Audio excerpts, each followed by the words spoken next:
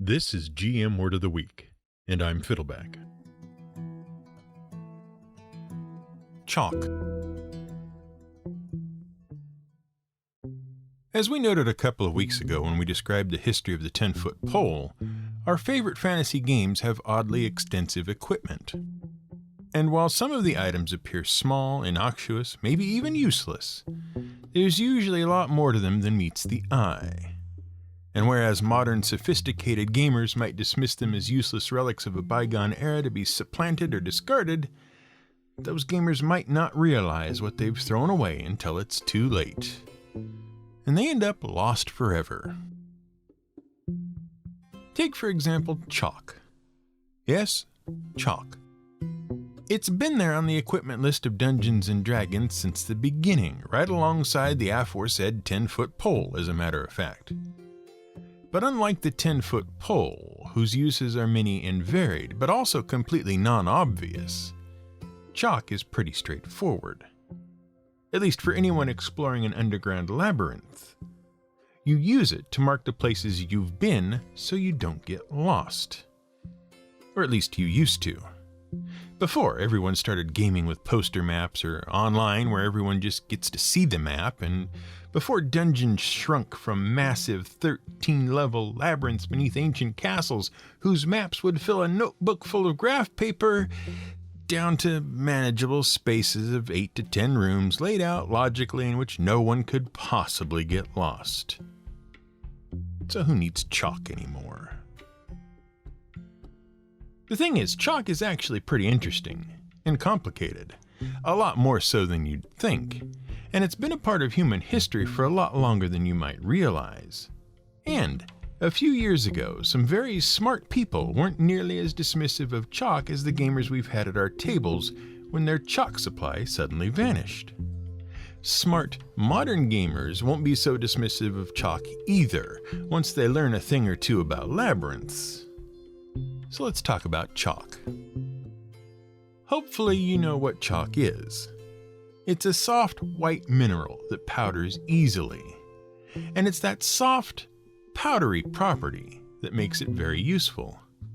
If you rub chalk on a surface with any amount of roughness at all, it'll rub off a healthy amount of white powdery material and leave a prominent mark. So it's great for visibly marking surfaces. But the powder is also pretty light and easily brushed or washed off. So it's also great for visibly and temporarily marking surfaces. And if you're familiar with chalk, it's probably because you learned about it in school. Well, you probably didn't learn about it, you learned on it. You learned with it, because chalk and the accompanying blackboard were actually one of the most revolutionary inventions in modern school education. Yes, you heard us correctly. The thing is, the moment we invented formal education, we needed a way for students and teachers to be able to write stuff down. Lots of stuff. To take notes and work exercises. And to do so disposably. A student's exercises and notes aren't meant to last forever.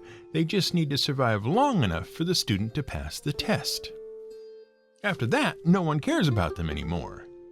And throughout pretty much all of human history, all of the best methods of writing have been either time-consuming or expensive, or both. See, today, paper and ink and pens and pencils are fairly cheap, but that's a luxury of our modern world. As late as the 19th century, ink and paper in any form was just too expensive to hand out in volumes to every student in every school. Now, you may not realize it, but the ancient Babylonians and Sumerians had classroom education systems, more or less, and so did the Greeks and the Romans after them to some extent. They all had to deal with the same problem. How could students write stuff down quickly, easily, and disposably? And the solution, at least for the ancient folks, was to give each student a tablet made of wet clay and a sharpened stick called a stylus. The student could inscribe notes in the tablet in angular cuneiform, the written language of Mesopotamia, and then they could smooth the clay tablet out to erase their work and start with a fresh, clean tablet. Moreover, if someone did want to preserve something forever, they could simply bake the tablet to harden the clay, thus making a permanent document.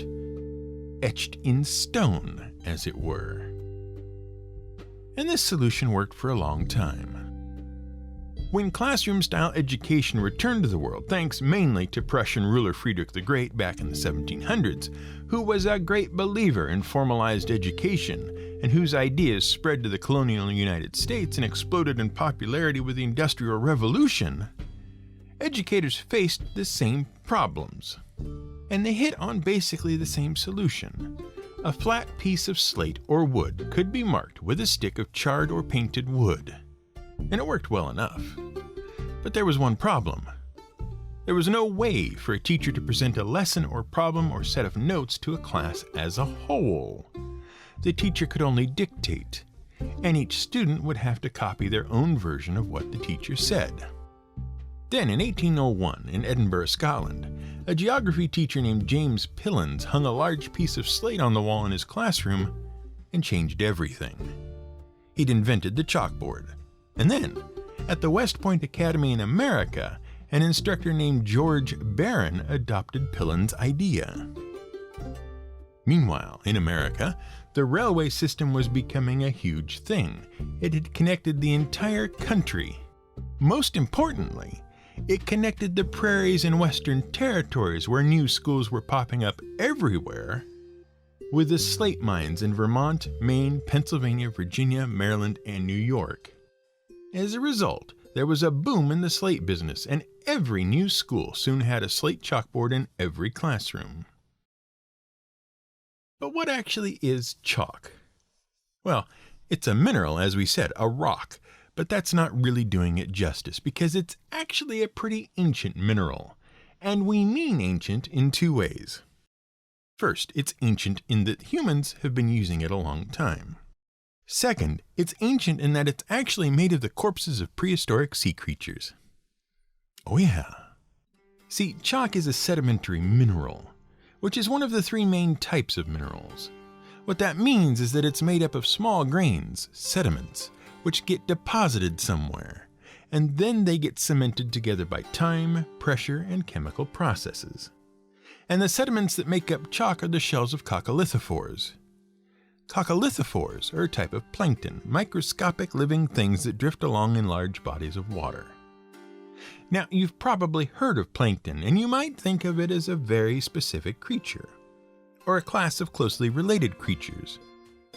But the word plankton is actually a very broad word that refers to all sorts of bacteria, plants, protozoa, and even animals. There's lots of different creatures that make up plankton. The defining characteristic of plankton is that they do not have the power to swim against water currents. That's why the word plankton comes from the Greek word meaning drifter. And though most plankton are microscopic or very small, size isn't actually part of the definition. In fact, jellyfish are classified as plankton. But the plankton we're talking about, coccolithophores, are very small. In fact, they are a single-celled type of algae. But what's important is that they extract calcium from the ocean water and use it to form hard spherical shells around their single-cell bodies. Those shells are called coccoliths, which means seed of rock in Greek, and the name coccolithophore means forming a seed of rock. And they drift through the ocean. As phytoplankton, they drift along in the water, extracting nutrients from the water and energy from the sun, and of course getting eaten by all sorts of other things, including whales. And when a coccolithophore dies, its calcium carbonate shell remains and ends up deposited on the sea floor. And while individual plankton are very tiny, there's a lot of them. And those layers of calcium carbonate are pressed together under the weight of seawater and mud, and over many eons, they solidify into chunks of mineral chalk. And then, when the seawater recedes or geological activity brings the seafloor up above the water, you have chalk deposits. And a huge amount of such chalk was formed from sea life after the Cretaceous period that ended 65 million years ago, and ultimately ended up sitting exposed on the surface of Europe. Have you heard of the famous White Cliffs of Dover in Kent, England? or their counterpart across the water in France, the Cape of the White Nose, aka Cap Blanc-Nez. Well, that's chalk in those rocks. And there's more chalk all across France, Germany, Denmark, and much of Western continental Europe. While we're on the subject of minerals, we should point out that slate is also a mineral. It's a dark-colored mineral that is fairly smooth in appearance, but is actually rough and grainy on a microscopic level. And since slate is dark and rough and chalk is white and powders easily, chalk marks show up quite prominently on slate. Slate is also very useful as a marking surface because it tends to break easily into thin layered sheets. And not to be the cause of any juvenile jokes such as the ones we used to laugh at in natural science class while the teacher was writing this word on the chalkboard, but the way a rock naturally fractures is called its cleavage. Slate has flat cleavage. Unlike chalk, though, slate is a metamorphic rock. That is to say, it started its existence as one type of rock, and then was exposed to extreme temperatures and pressures, and so had its fundamental nature changed. To metamorphose means to change form. The third type of rock is igneous rock, which is formed when molten magma or lava cools or hardens. But we digress. Now, we mentioned that chalk was pretty ancient. And that's not just because the chalk we use today is made of the corpses of 65-million-year-old water plants, but also because humans have been using chalk to mark up rock walls since before history. The earliest chalk drawings actually date back to the Stone Age, when prehistoric humans discovered that the mineral would leave a white mark on a cave wall, or a black mark, or some other color. See, colored chalk occurs naturally just like white chalk does. It occurs because of impurities made of other minerals or elements. Carbon in the chalk gives it a black color, and iron gives it a reddish color. And around the 15th and 16th centuries, artists started purposely pigmenting their chalk to use as an artistic medium. And thus was born a new type of artist in Italy in the 16th century, the Madonnari, or street artist. The Madonnari traveled across Italy, plying their art at festivals and celebrations using chalk, coal, and other medium to draw directly on the street.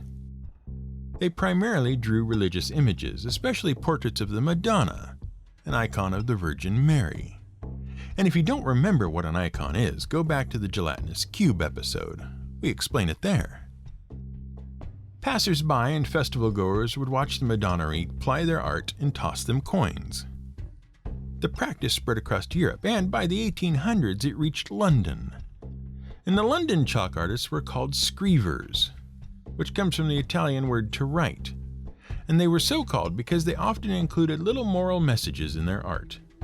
And various pop culture works immortalized the screevers of the late 1800s and early 1900s, including the works of George Orwell and Disney's 1964 film Mary Poppins. But these days, the screevers have faded away in most places. And in many schools, concerns about allergens have led them to discard chalk in favor of whiteboards and dry erase markers. But there's at least one group of people who, a few years ago, went beyond clinging to their chalk to actually hoarding the stuff, rather than give it up. Mathematicians. What happened was this. David Eisenbud, the director of the Mathematical Sciences Research Institute, was visiting Japan, and a mathematician friend claimed that the Japanese had better chalk than anyone else in the world. And he handed Eisenbud a stick of chalk manufactured by the Hagoromo Bungu Company, Hagoromo Full Touch Chalk. Eisenbud instantly fell in love with the chalk, with its smoothness and the brightness of the line it left on the chalkboard. And thereafter, despite the expense and difficulty of importing it, it became the only chalk he would use. He told his friends about it, and they told their friends. And soon, it became something of a legend in the world of academic mathematics. All sorts of superstitions grew up around it. It was said it was impossible to write an incorrect formula or theorem with Hagoromo Full Touch chalk, and mathematicians all over the world started importing it. The problem was, the rest of the world was moving on from chalk. As we mentioned, schools have moved away from blackboards to green boards to whiteboards and electronic solutions. Chalk is going away, and Hagoromo, like many chalk manufacturers, couldn't make ends meet. And so, in 2015, they announced they were closing their doors.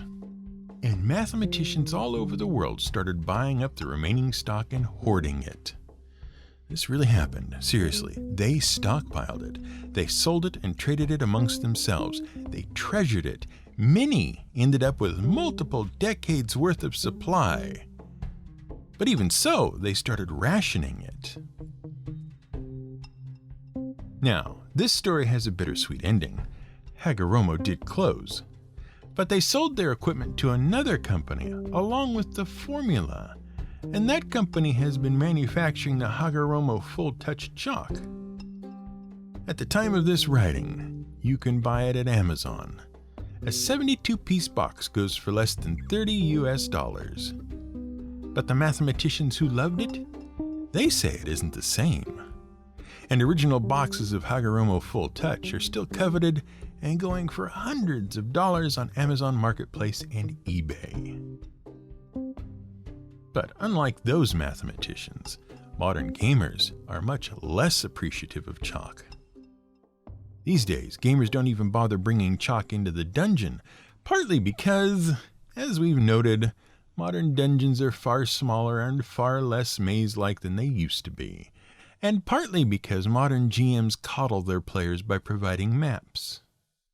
But also because modern gamers think they can get out of any maze with one simple rule. The right-hand rule. Now, the right-hand rule is one of the oldest, easiest, and most well-known ways to find your way out of a maze, or rather, to find your way from the entrance of a maze to the exit of a maze. All you have to do is stick out your right hand, keep it on the wall, and start walking. As long as you keep your right hand along the wall, even following the wall around dead ends, you'll eventually get out of the maze. A variant is, of course, to only make right-hand turns. It works the same way. And modern gamers now all know this rule and think they're so clever when they sneer at their fellow party members and say, "Put your chalk away, lads, I'll get us out of here. We just need to turn right." Except it doesn't always work. First, the right-hand rule only works if you use it from the start. If you get a little way into the maze and then start following the right-hand rule, or the left-hand rule if you're sinister, if you start using the rule after you become lost, you might never get out. That's because the interior of a maze can contain so-called island walls, which are not connected to any other walls. In such a case, you could end up just making a circuit around such a wall and never make any progress. But so what? The moment you enter a maze, just start using the right-hand rule. Never not use it, and you're fine, right? Wrong. There are some mazes that can't be solved with the right-hand rule, even if you use it from the beginning. Specifically, if the exit or goal of the maze doesn't lie along the edge of the maze, if the goal is somewhere in the middle, the right-hand rule can fail if there are any circuits or loops in the maze, and there likely are a few. Basically, the entire maze can end up being an island wall if the goal isn't along the edge of the maze. And the right-hand rule also can't help you find your way out of the three-dimensional or multi-floor maze without some odd modifications to your spatial reasoning, like considering the upward direction to be the right of north and the left of east. Yes, that's easy to keep in your head. And given that the dungeons that you encounter in Dungeons and Dragons often have goals somewhere in the middle, often cover multiple floors, and might have closed loops in them, and they are also occupied by everything from gelatinous cubes to minotaurs, you can't risk running around in circles trying to remember whether down is to the left of west or not. So let us teach you a way to solve any maze or labyrinth of any design with nothing more than a piece of chalk and a few simple rules. The trick was invented by a French architect, photographer, and scientific author named Charles Pierre Tremo, and it's called Tremo's algorithm. Now, very little is known of Tremo or his personal life, and only a small number of his photographs still exist. The ones that do exist indicate that he was a much better author and architect than he was a photographer. That said, his writings on evolution and social theory are a bit of a mixed bag, having been roundly criticized by some, but lauded by Karl Marx of all people. But what we're concerned about here is that Tremo invented a trick for solving mazes that would solve any maze given enough time. And his technique also led to the development of an important mathematical tool called the Tremo tree, which later became useful in certain branches of mathematics as well as in computer science. To follow Tremo's algorithm, all you need is a way to make some marks on the wall of the maze, like a piece of chalk. And to start, choose a path at random, mark it, and follow it to the next intersection. At the next intersection, choose a path at random, mark it, and follow it to the next intersection. Keep choosing paths at random and marking them until you hit a dead end. Once you hit a dead end, double back to the last intersection, mark that path as a dead end, and pick a different path at random. Mark it and follow it to the next intersection. Now, that might sound like blundering through the maze at random, checking every path, but the magic of the algorithm appears because eventually you'll come to an intersection with a path you've taken before. And you might have to take a path twice. That's okay, because there might be branches off the path you didn't try yet, right? But here's the deal. When you take a path a second time, mark it again. And if you ever come to a path you've already taken twice, don't take it again. Ever. It will never get you out. And that will stop you from going in circles in weird mazes. Beyond that, you just always need to choose unexplored paths if they are available. Tremo's algorithm will solve all mazes, even the ones the right-hand rule won't solve.